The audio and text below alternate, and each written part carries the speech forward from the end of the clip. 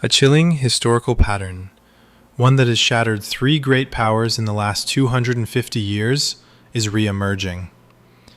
And right now, in the year 2025, the United States is tracing its every catastrophic step, stage by stage.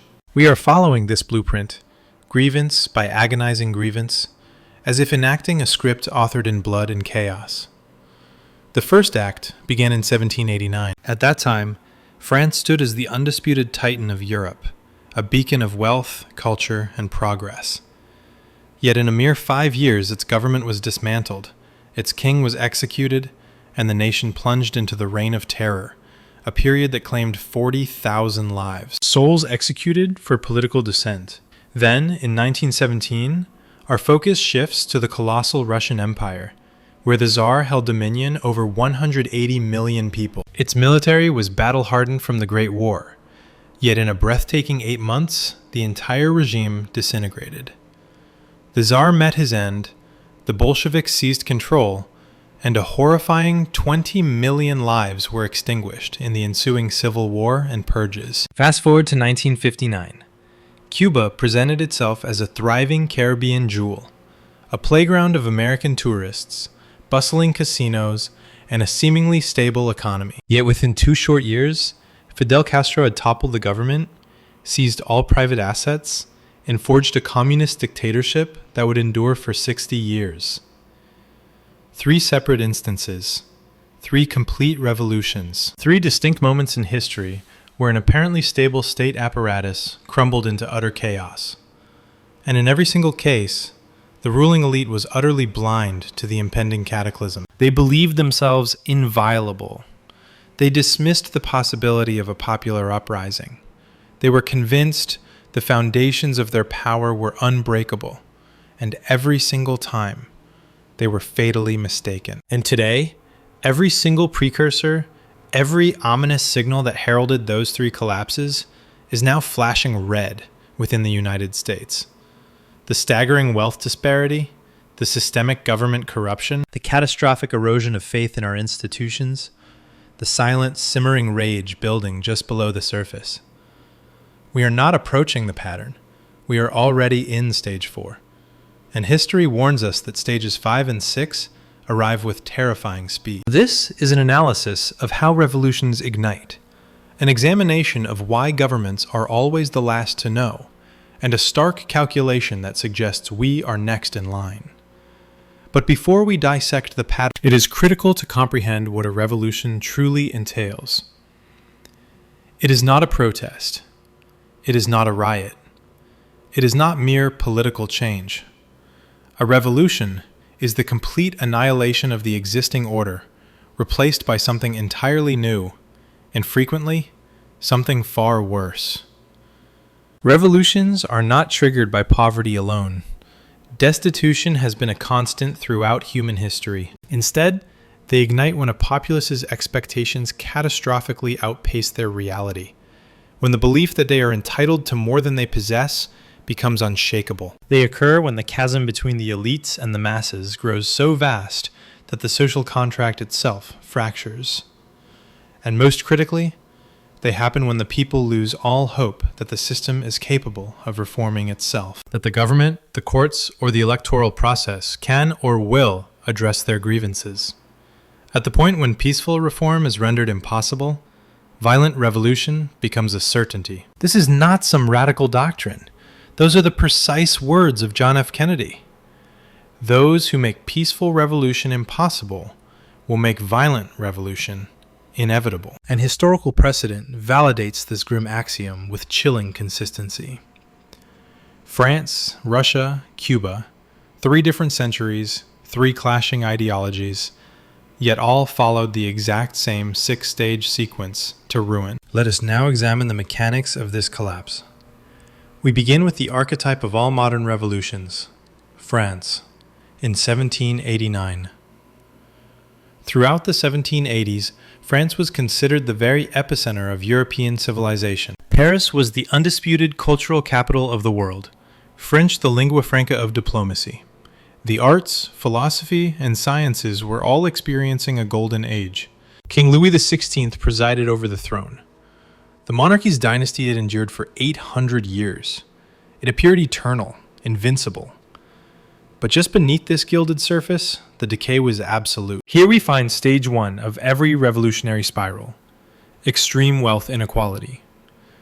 In 1789, the French population of 27 million was rigidly divided into three estates.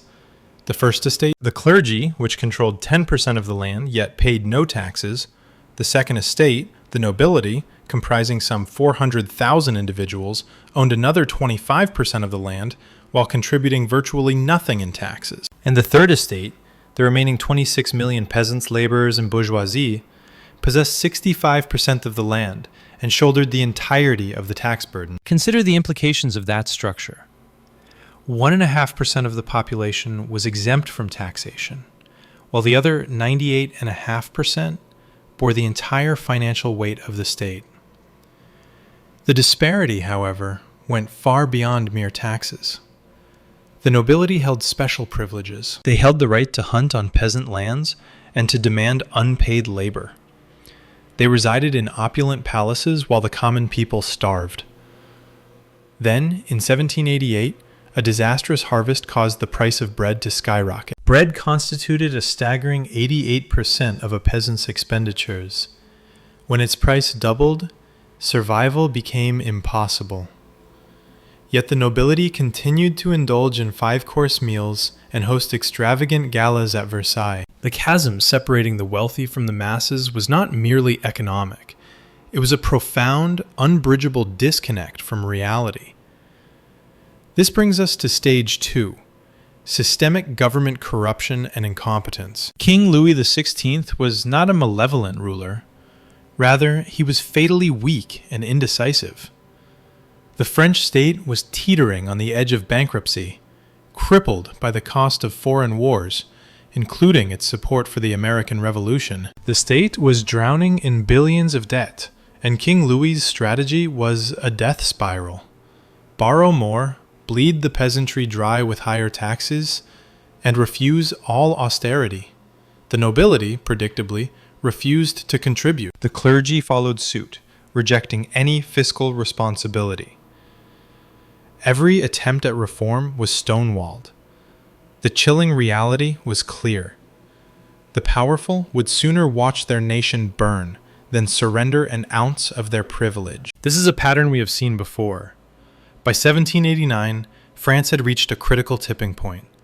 The state was functionally bankrupt, and the populace was starving. In a move of desperation, Louis summoned the Estates General, a dormant assembly silent for 175 years. He naively believed it would legitimize his tax hikes. Instead, he had just lit the fuse. We now enter stage 3, the destruction and subsequent radicalization of the middle class. The Third Estate was not merely the peasantry. It was the nation's engine, its lawyers, its merchants, its educated minds. This emergent class demanded a system of fair representation, one vote per individual, not the archaic one vote per estate structure that guaranteed the nobility and clergy a perpetual 2-to-1 advantage. Louis's refusal was the final catalyst, and so, on the 17th of June, 1789, the Third Estate took a monumental step. They declared themselves the National Assembly, the true voice of the nation. Barricading themselves within a tennis court, they swore an oath not to disband until a constitution for France was established. This is the precise moment of systemic fracture, when the educated class, the natural pillar of any state, actively turns against it. When a nation's lawyers and merchants declare the government illegitimate, revolution ceases to be a possibility. It becomes an inevitability. On the 14th of July, 1789, the theoretical became terrifyingly real. The citizens of Paris stormed the Bastille, a looming symbol of royal tyranny. Its guards were overwhelmed and put to death, their heads displayed on pikes. A gruesome spectacle paraded through the streets. The revolution was no longer an idea. It was a blood-soaked reality, and its pace was accelerating. This marks the onset of stage 4, a catastrophic loss of faith in all institutions. The monarchy, the church, the judiciary, their authority evaporated overnight. The National Assembly moved swiftly, dismantling the feudal system. They seized church property and proclaimed the rights of man, but these measures were insufficient. The appetite for change was voracious, and the radicals relentlessly pushed for more. We now enter stage 5. The revolutionary movement metastasizes, gaining widespread popular support. The Jacobins, under the chilling leadership of Robespierre, began to advocate for the ultimate solutions: the execution of the king and the complete redistribution of all wealth. Their platform included a purge of all perceived enemies of the revolution, and they found a receptive audience. Why? Because the moderates had failed. The economy remained in freefall, and the people remained hungry, and the people demanded blood. On January 21st, 1793, that demand was met. King Louis XVI was publicly executed by guillotine. His wife, Marie Antoinette, met the same fate that October. And then, the terror was unleashed. Stage 6. The government is not merely overthrown. It is replaced by systematized chaos. From 1793 to 1794, the Committee of Public Safety, helmed by Robespierre, presided over the execution of 40,000 souls. Its victims were a broad cross-section of society: nobles, priests, political adversaries, and, ominously, fellow revolutionaries deemed insufficiently radical. The stated purpose was to purify the revolution. In reality, it was state-sanctioned mass murder.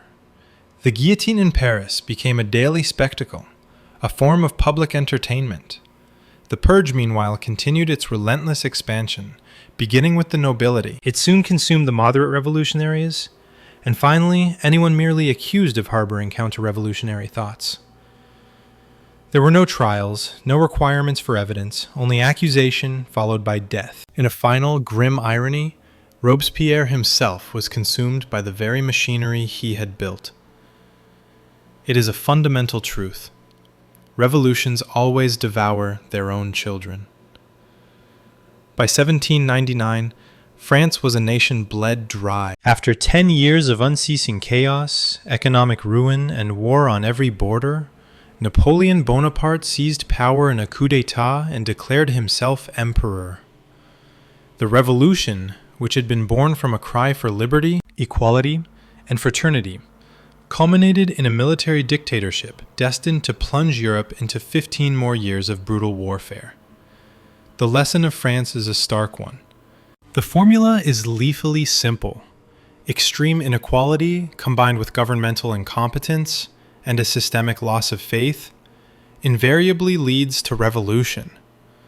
And revolution, in turn, leads to chaos and terror. And frequently, a dictatorship far more oppressive than the regime it replaced. Now, let us advance the timeline by 128 years to Russia in 1917. Here we find a vast, archaic empire under the absolute rule of Tsar Nicholas II. The Romanov dynasty's reign had persisted for 300 years. The empire itself was colossal, home to 180 million souls, stretching from the heart of Europe to the Pacific. Yet, beneath this gilded imperial facade, the same fundamental rot was festering. We begin again at stage 1, extreme wealth inequality. The structure was feudal. The Tsar and the aristocracy possessed virtually all the wealth. The peasantry, comprising 80% of the population, possessed nothing. Though technically emancipated from serfdom in 1861, most were trapped in a new form of bondage, working land owned by nobles for rents they could never hope to pay. In the burgeoning cities, factory workers toiled for 12, even 14-hour day, earning wages that barely staved off starvation. The exploitation of children was rampant. Safety regulations were non-existent. All the while, the Tsar resided in unimaginable opulence within his palaces. The aristocracy held galas whose costs exceeded what a peasant could earn in a lifetime. This chasm was not merely economic. It was feudal, a medieval relic in a modernizing world, and it was fundamentally unsustainable. This brings us to stage 2. systemic government corruption, and staggering incompetence. Tsar Nicholas II was an unmitigated catastrophe.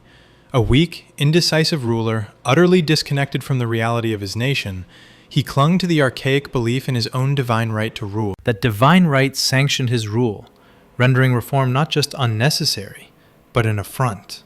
Yet when workers marched on the Winter Palace in 1905, their peaceful petitions were met with a volley of gunfire from his own guards, leaving hundreds dead.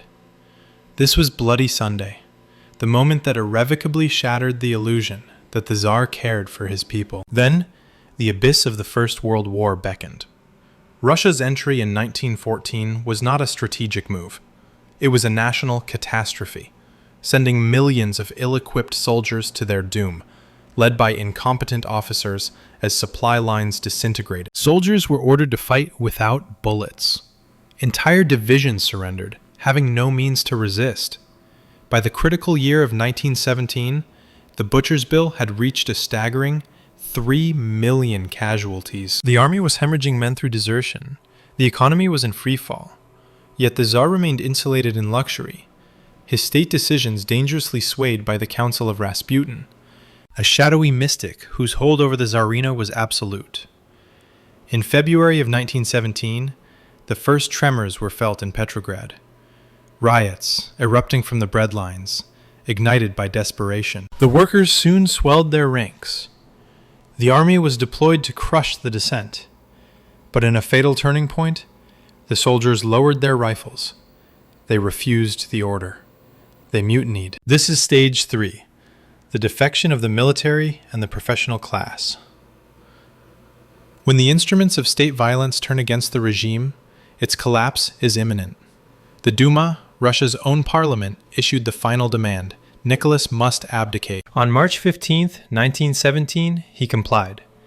After 300 years of power, the Romanov dynasty did not fall in a blaze of glory, but evaporated with a whimper. A provisional government, led by Alexander Kerensky, stepped into the void. It promised a new dawn of reforms, elections, a constitution, but it was doomed by a single, fatal miscalculation. It kept Russia entangled in the Great War. The soldiers, however, craved only peace. The people cried out for food. The provisional government could provide neither. This triggered stage 4, a catastrophic loss of faith in every institution of power. Within months, the provisional government's legitimacy had vanished. It was perceived as weak, inept, and a pawn of foreign interests. And into this power vacuum strode a figure of chilling resolve: Vladimir Lenin and his Bolsheviks. We now enter stage 5, as the revolutionary movement captures the masses. Lenin's message was brutally simple, a 3-pronged promise: peace, land, bread, an end to the war, the redistribution of aristocratic land to the peasantry, and sustenance for the starving. It was simple, direct, and devastatingly effective. Behind this promise, the Bolsheviks had forged a disciplined, ruthless organization poised to seize absolute control. On October 25, 1917, the moment arrived. The Bolsheviks executed their coup, storming the Winter Palace and arresting the remnants of the provisional government. From its halls, Lenin proclaimed the dawn of Soviet power. The seizure took less than 24 hours and was eerily bloodless, a deceptive calm before an unprecedented storm. Stage 6 was complete. The government was overthrown. What followed was pure chaos. The Russian Civil War, a brutal conflict raging from 1918 to 1922, pitted the Reds, the Bolsheviks, against the Whites, a fractured coalition of all their enemies, monarchists and liberals alike. Even foreign powers intervened. This was total war, and the Bolsheviks prevailed through one instrument alone: ruthless, systematic terror. Their secret police, the Cheka, was unleashed to execute anyone even suspected of dissent. Entire villages were erased from the map. In the grim July of 1918, the Tsar and his whole family were herded into a basement and brutally executed, their lives ended by bullets and bayonets. Not even the children were spared. By 1922, the Bolsheviks had secured their grip on Russia, but the price was a national apocalypse. 10 million had perished in the Civil War. Famine would claim millions more. The economy lay in ruins. An analysis of Lenin's promises reveals a horrifying truth. Peace meant a humiliating surrender to Germany. Land meant forced collectivization that engineered mass famine. And bread meant state-controlled rationing and widespread starvation. The revolution that had promised liberation delivered only a more efficient dictatorship. Stalin's succession in 1924 would unleash purges and famines that claimed another 20 million lives. The grim lesson of Russia is this. When the rot of government incompetence converges with the shock of military defeat and the precision of a revolutionary organization, the entire social order can disintegrate in a matter of months. And what rises from the ashes is almost invariably something far more terrible. Now, we turn our analysis to a more recent case. Cuba, 1959. A different context, for this was no backward peasant state. On the surface, Cuba in the 1950s was a prosperous nation, boasting one of the highest standards of living in all of Latin America. Havana was lauded as the Monte Carlo of the Caribbean, a glittering hub of tourism, casinos, and American capital. But this glamorous facade concealed a familiar, corrosive pattern. Stage 1. Extreme wealth inequality. All prosperity was concentrated in Havana, hoarded by elites with deep connections to the regime of President Fulgencio Batista. In stark contrast, the rural poor, particularly in the island's eastern provinces, were trapped in abject poverty. The economy was a monoculture, dominated by vast sugar plantations. American corporations owned huge swaths of the land, siphoning profits out of the country or into the hands of a corrupt few. For the rural Cuban, there was no healthcare, no education, and absolutely no path to a better life. The chasm between the neon-lit nightclubs of Havana and the squalor of the countryside was dangerously wide. This brings us to stage 2, systemic government corruption and incompetence, personified by Batista, a dictator who had seized power in a 1952 coup. He dismantled the very framework of democracy, ruling by absolute decree while a cancer of corruption metastasized. The police force became a commodity for sale, the courts a mere theater of injustice, and for his political adversaries, the only outcomes were imprisonment or elimination. Beneath the glittering facade, American criminal syndicates operated the casinos, sanctioned by Batista himself in exchange for a share of the spoils. The state apparatus had been repurposed for a single, grim function: the systematic enrichment of Batista and his inner circle, and nothing more. When the people protested, they were met with a swift and brutal response: state-sanctioned violence, the chilling efficiency of the secret police, torture, and the specter of disappearances. This brutality ignited a deep-seated rage, a fire that burned hottest among the nation's youth. The educated Cubans were forced to watch as their homeland was plundered. We now enter stage 3, the radicalization of the middle class.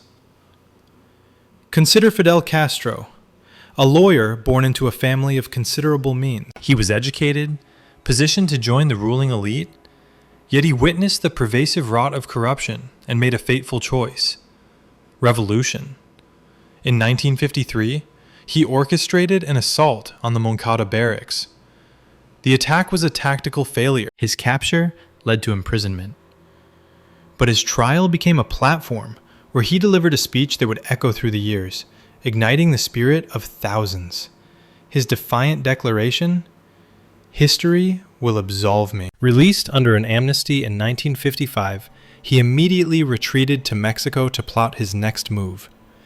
By December of 1956, Castro reappeared, returning with a mere 82 men aboard a vessel named Granma, making landfall in eastern Cuba. They were immediately ambushed by Batista's forces.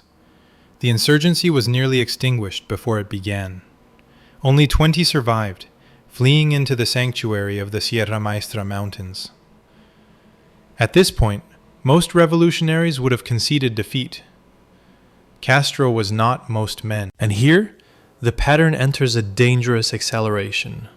We've reached stage 4, a catastrophic loss of faith in all state institutions. Batista's own brutality became his undoing, systematically turning the populace against his regime. Every village the army razed on suspicion of aiding the rebels only served to create more insurgents. Every student tortured by the police drove their classmates directly into the arms of the revolution. Castro's ranks swelled, not from ideological conviction, but from a unifying, visceral hatred of Batista. Critically, the United States, his most powerful foreign backer, began to strategically distance itself. A chilling political axiom: when your foreign patron abandons you, your reign is over. This marks the arrival of Stage 5. The revolutionary movement achieves critical mass. By 1958, Castro commanded thousands of dedicated fighters, with urban resistance cells embedded in every city, backed by a peasantry that viewed him as their sole defender. Simultaneously, Batista's army was in a state of terminal collapse, hemorrhaging soldiers through mass desertions. His officers were already fleeing, absconding with plundered state funds. On January 1, 1959, Batista himself escaped to the Dominican Republic, taking with him an estimated $300 million. Castro's triumphant entry into Havana followed on January 8, victorious. Stage 6. The government is overthrown and a power vacuum unleashes chaos. Initially, Castro's rhetoric was filled with promises of democracy, free elections, and an uncensored press. But within a few short months, the facade crumbled. Political opposition was systematically dismantled through arrests, show trials, and summary executions. The free press was silenced, and Cuba was rapidly transformed into a communist dictatorship. Castro seized control of the entire economy, nationalizing every factory, farm, and business. Any form of resistance was met with imprisonment or death. Hundreds were executed by firing squad in the first year alone, prompting an exodus of thousands. The very same middle class that had championed Castro out of their hatred for Batista was forced to confront a terrifying truth. They discovered, far too late, that revolution rarely delivers freedom. Instead, it merely installs a new brand of tyrant. Cuba would languish under this dictatorship for 60 years. Fidel ruled until 2008, succeeded by his brother Raúl until 2018. The revolution that had promised liberation ultimately delivered only poverty and repression. The grim lesson of Cuba is this: even in a nation with relative development, the twin catalysts of corruption and brutality are enough to ignite the fires of revolution. And invariably, the revolutionaries, once they seize power, become the new oppressors. We've examined 3 revolutions across 3 countries in 3 centuries. France in 1789, Russia in 1917, and Cuba in 1959. The contexts were wildly different. The ideologies were disparate, yet the underlying 6-stage pattern is identical. It is critical that we dissect this pattern now, because once you recognize it, you will understand why the events unfolding in the United States right now should be a source of profound alarm. Let us begin with stage 1. Extreme wealth inequality. In all 3 historical precedents, wealth became dangerously concentrated within a minuscule elite, while the vast majority of the population struggled to survive. In France, the nobility and clergy were exempt from taxation. In Russia, the Tsar and the aristocracy possessed nearly all assets. In Cuba, Batista and his cronies systematically plundered the nation's wealth. While the precise figures differ, the underlying dynamic is unchanging. When the top 1% amasses between 25 to 40% of a nation's wealth, the chasm between the rich and the poor becomes not just visible, but a galling insult. This is the fertile ground where resentment takes root. Now, this condition alone does not trigger a revolution. Inequality is a historical constant. But it is the essential, unstable foundation upon which one is built. Condition 1, met. Now, stage 2. systemic government corruption and incompetence. In each case study, the ruling government had lost all semblance of legitimacy in the eyes of its people. Consider France under Louis XVI. He was incapable of reform, plunging the nation deeper into debt. In Russia, Nicholas II was fatally incompetent and utterly detached from reality. In Cuba, Batista was a kleptocratic dictator when the machinery of government exists solely to serve the interests of the elite. When its corruption becomes blatant, when its incompetence precipitates a national crisis, the populace loses all respect for authority. Condition 2. Met. This leads us to the critical third stage, the destruction and subsequent radicalization of the middle class. This is the true catalyst. Revolutions are not ignited by the most destitute. They begin the moment the educated, aspirational middle class loses all faith in the existing system. Observe the historical precedent. In France, the National Assembly was commandeered by lawyers and merchants. In Russia, the Bolsheviks drew their strength from students and intellectuals. In Cuba, Castro himself was a man of the law. His core support came from the educated urban class. The critical failure occurs when those who should be pillars of stability become its sworn enemies. A revolution is no longer a possibility, but a probability. The pattern holds. We now enter stage 4, a catastrophic decay of institutional faith. When the populace loses all belief in its elections, its courts, its protectors, the very social contract disintegrates. In France, this manifested when the Estates General transformed into a revolutionary body. In Russia, the Tsar's own soldiers refused his defense. In Cuba, the corruption of Batista's elections was an open, festering secret. This is the terminal stage, the complete erosion of institutional legitimacy. When the belief takes hold that the system is irredeemable from within, the search for external, radical alternatives begins. This marks the threshold from which there is no return. The diagnosis is confirmed. Proceeding to stage 5, the consolidation of mass support behind a revolutionary vanguard. This is the moment organized factions present their alternative vision. Consider the Jacobins in France, the Bolsheviks in Russia, or in Cuba, Castro's 26th of July movement. The promises are always the same: a reckoning for the corrupt, the restoration of justice, the dawn of a new era. And a populace, desperate for any change, rallies to their cause, not from adoration for the new, but from a profound loathing of the old. The pattern completes. Stage 6. The government is overthrown and chaos is unleashed. This is the inevitable culmination. The old order violently collapses. In France, the king's execution gives way to the reign of terror. In Russia, the Tsar's death precedes a civil war that consumes millions of lives. In Cuba, Batista's flight only clears the path for Castro's dictatorship. And here we uncover the grim axiom: the pattern within the pattern. The revolution never fulfills its promises.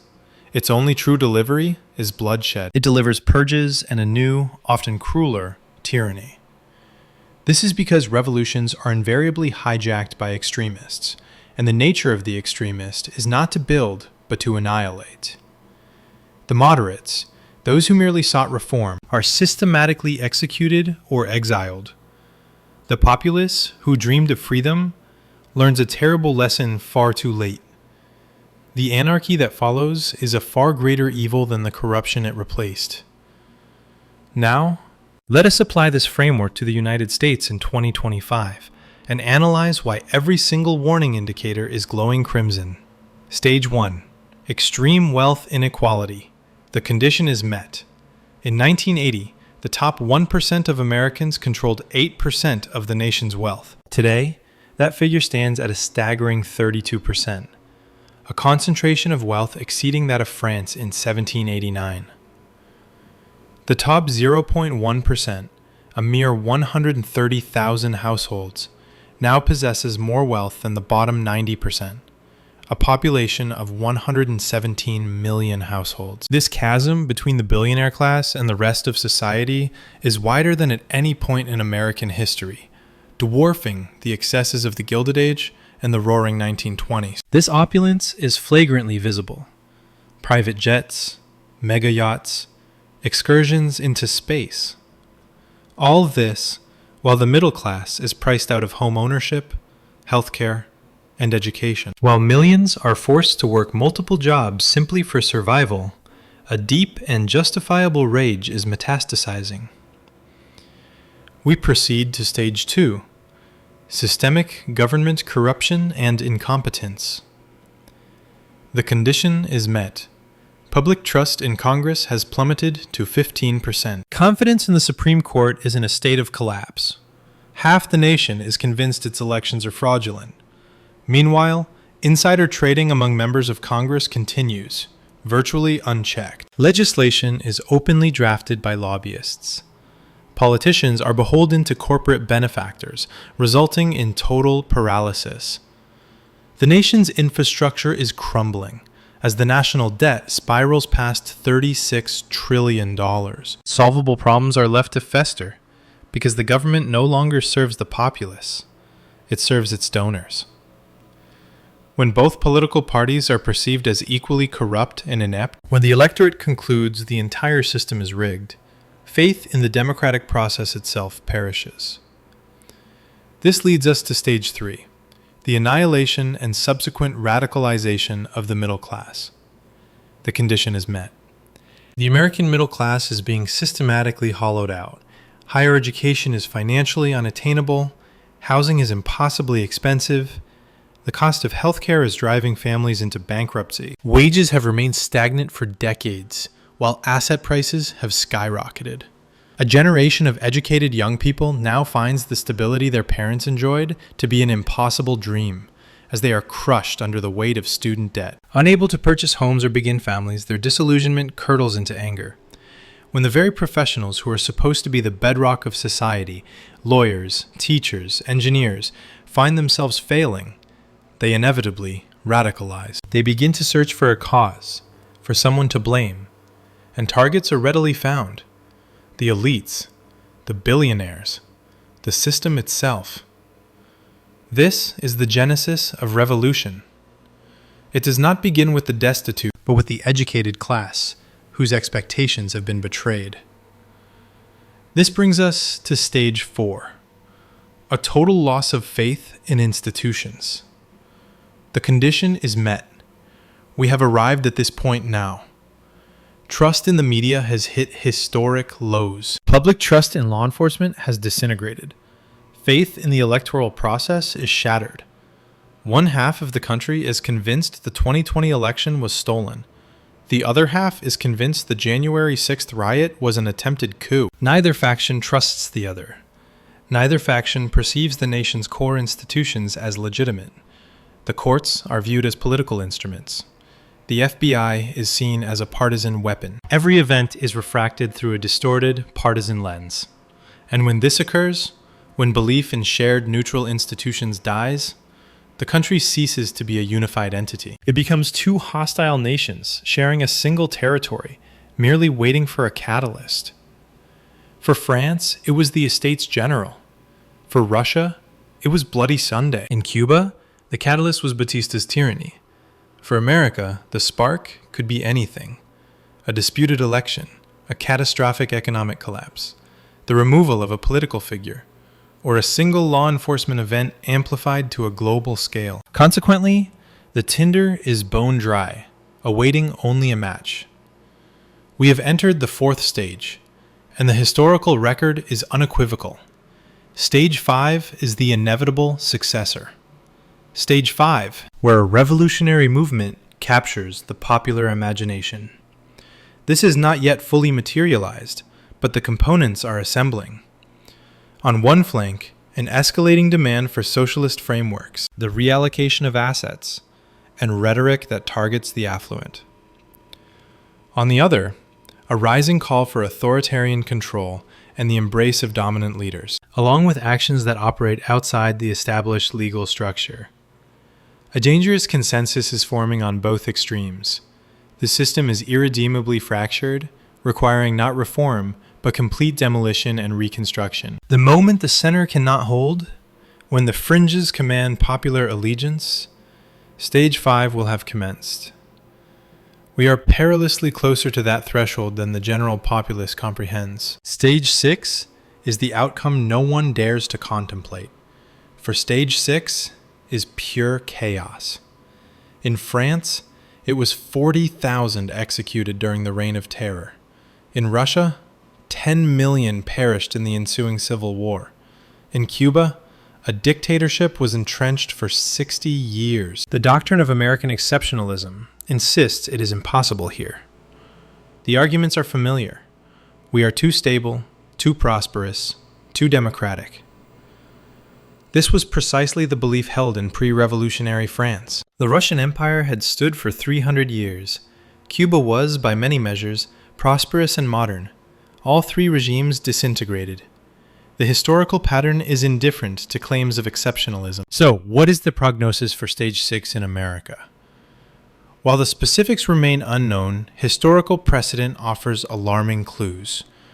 Political violence would escalate beyond spontaneous riots into calculated, organized conflict. We would see targeted assassinations, a full-blown insurgency, and the fracturing of the military and law enforcement as loyalties divide, with some units defending the state, while others align with revolutionary forces. Critical supply chains would sever. This would trigger widespread food and fuel shortages. The economy would implode, as all institutional trust evaporates. Individual states might attempt secession or openly defy federal authority, creating a vacuum for foreign powers to exploit. Adversaries like China and Russia would undoubtedly seize the opportunity to watch America self-destruct. The ensuing chaos could persist for years, leading to the deaths of millions. Whatever emerges from such a conflagration would not be the America we once knew. It could be a unitary authoritarian state, a balkanized collection of regional powers, or something far more terrifying. That is the reality of Stage 6. And the historical model indicates that once Stage 4 is reached, the momentum is nearly impossible to arrest. We have seen it 3 times. 3 revolutions, 3 identical patterns.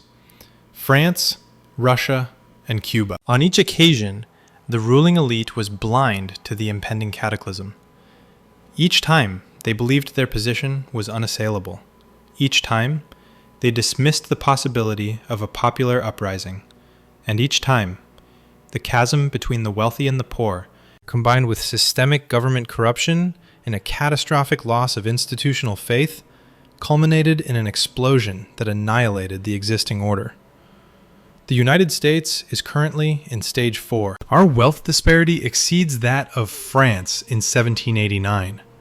Our governmental dysfunction rivals that of Russia in 1917. The public's faith in its institutions is as shattered as Cuba's in 1958. The pattern dictates that Stages 5 and 6 are on the horizon. Perhaps it can be averted. Perhaps reform can precede revolution. Perhaps the system possesses the capacity for self-correction. But the established pattern suggests otherwise. The annals of history suggest otherwise. And the warning signs are now ubiquitous. This has happened 3 times before. Each time, the society believed it was unique. Each time, the pattern prevailed.